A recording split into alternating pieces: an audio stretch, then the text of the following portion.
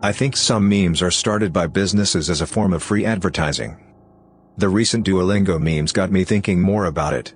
Duolingo wasn't a small app at the time, but it became a lot more popular after the fact. There have been other memes revolving around a particular product or brand as well, that make me think this is happening on a strategic level beyond some kid thinking it'd be hella funny to do this or that. Marshmello doesn't actually produce his own music. My biggest piece of evidence is the creator Arcade Videos. He speaks and navigates Ableton like someone with only a basic knowledge of music production. He does everything number by number. Producers don't do that. You can't just instantly know that sound needs a boost of exactly 1 dB at exactly 1.2 kHz without even listening to the sound first. He randomly pauses every now and then, presumably to be fed lines. And he seems to lack even a basic understanding of music theory, recreating MIDI by randomly clicking in notes with no regard for the key of the song. Someone with the level of skill he demonstrates should not be capable of making radio-quality hits. Disney released Frozen, so that it would be the top result when searching Disney Frozen, and not anything about Walt Disney's head being cryogenically frozen in the Disney theme park. I don't know how likely that is, on either count actually. Area 51 is just a front that was allowed to become popular in the public eye, but actually has nothing of value. Not saying aliens in bases exist, just saying Area 51 is allowed to be the popular secret base thing to cover up actual secrets. I am not downplaying what the airmen at 51 do, just saying that what they do now is not likely as top secret as people are led to believe. That our phones are always recording, at least audio, to target advertising of course, but more secret agent things as well. My mother-in-law talking at dinner about how hard it is to train for a marathon now that she is over the age of 55. I get ads all over Reddit and Google that read, "Over 50 and a runner? Check out this random product." Within 4 hours of the conversation. I know there was a bunch of stuff about this, but I think every company denied it. Could be wrong though. Marijuana legalization is being pushed by Big Pharma. Once it's legalized, they will then push for restrictive regulations in the interest of public safety that will force shutdowns of consumer or small grow operations. Those are only allowed now to foster positive sentiment towards legalization. So then it's legal and they have a monopoly. Planned obsolescence, if it's still a conspiracy theory. Why does my phone suddenly develop unseen issues when the new one is released? It's not a coincidence. And who even asked for these tech companies to release a new phone every year? We live in a time where technology is now growing at a rather slower pace compared to the 2000s when there was rapid innovation. It's not like my current phone is getting crappier in 1 year, but wait, it is. Applies to phones, tablets, smartwatches, basically most, rather expensive, internet-connected devices receiving updates. There's a recent increase in realistic space colonization movies to garner interest in space exploration. Because some people at the top know it's needed. It's actually probably so very wealthy people can get funding and support from us average losers so they can abandon the planet as soon as possible, while we suffer all the crap that was most likely caused by them. People at the top don't give a crap about you and I. We can sit on the planet and pay for oxygen as we slowly die from cancer. They want to get off the planet. Male birth control advancements are being squashed by the pharma companies who produce the female contraceptive pill because of all the money the pill generates despite it, causing so many unsavory side effects. Example, Voshulgal. A non-invasive treatment for men that mimic a vasectomy but is completely reversible. It's been around since 2010 but can't get funding. I think it's because it is a once of, maybe more than once depending on number of kids you want, treatment and reversal and not a daily dose, so it is not a constant income. Why fund something that won't give you a steady stream of money, even if it means a healthier society? I am not talking about the male contraceptive pill or a spermicide gel. This is, for lack of better way to explain, an IUD type thing for men, completely different to the male pill that has made mainstream media. It was developed in India and there are online sites for them to get funding through sponsors. This is my tinfoil hat theory, it's not based on meticulous research.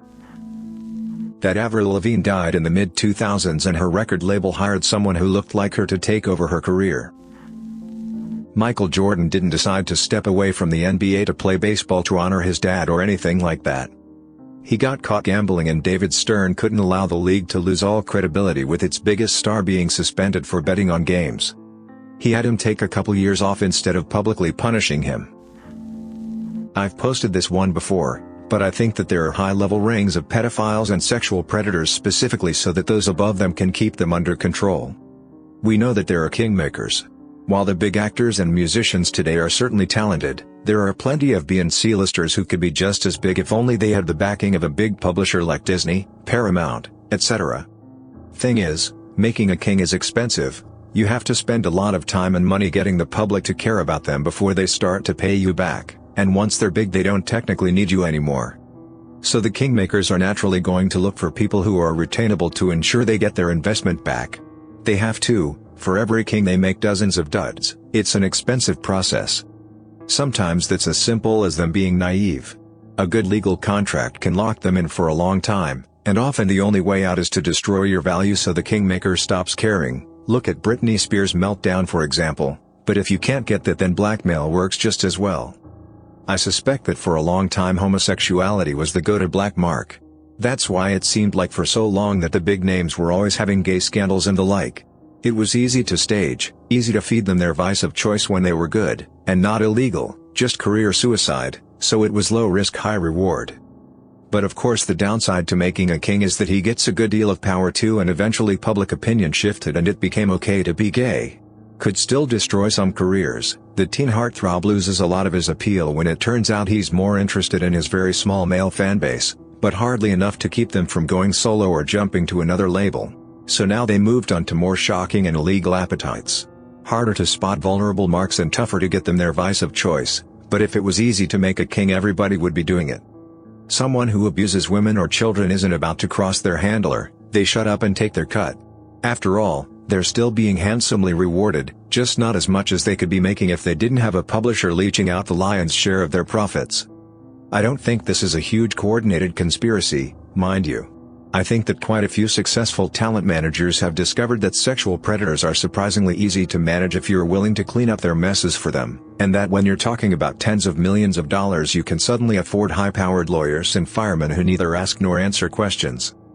But between predators gaining power and promoting like-minded monsters, and managers seeking out predators because they're easy to keep on contract, I think it explains a bit of why there always seems to be at least a few sexual assault scandals going on in movies and music at any given time.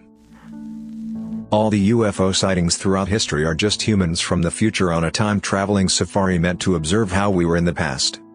They are supposed to keep out of sight, but because of human and mechanical errors, there have been hiccups with their cloaking which have resulted in being seen. That's why there have always been so many reports of them throughout history, but there has never been an attack. It's just us.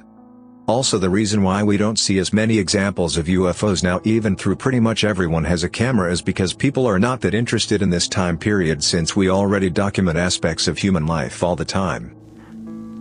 PETA is ran by the meat industry to delegitimize vegetarianism and cutting back on meat. This one is more personal but I fully believe it.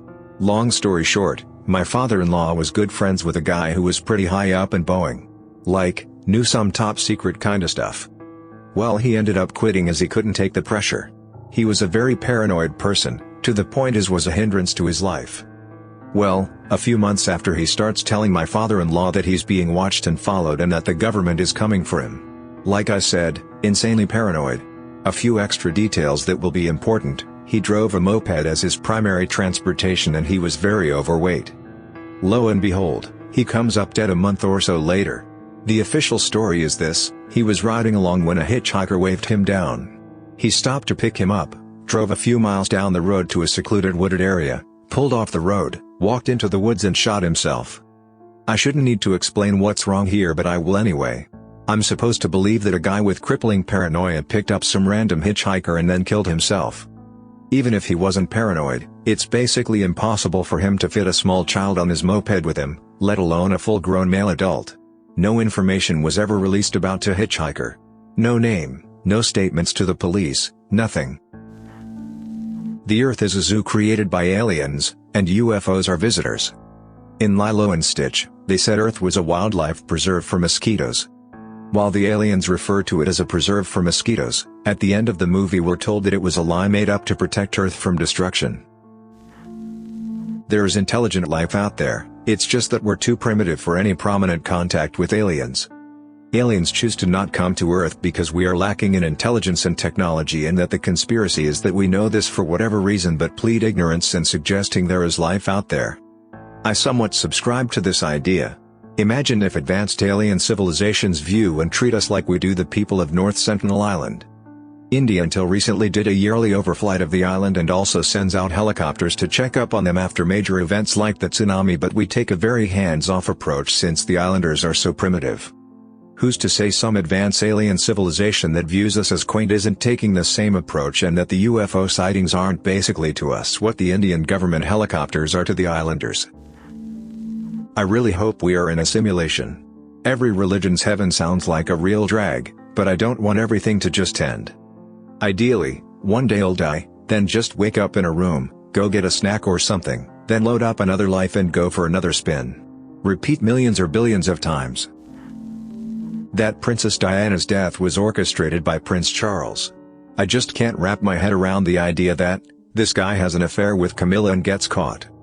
Divorce happens, and even during the divorce and after, she is doing absolutely the best, like just killing it still in her duties, mom duties, the gorgeous revenge velvet dress. The entire world adores her.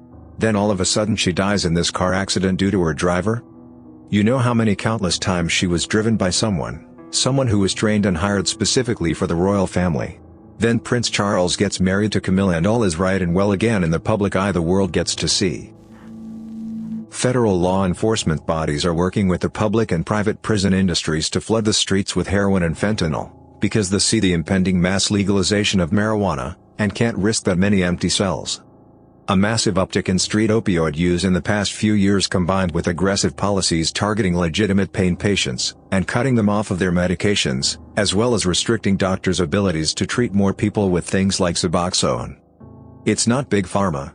Why would they allow their most popular and abusable medications to be all but banned if they're as big and powerful as everyone thinks?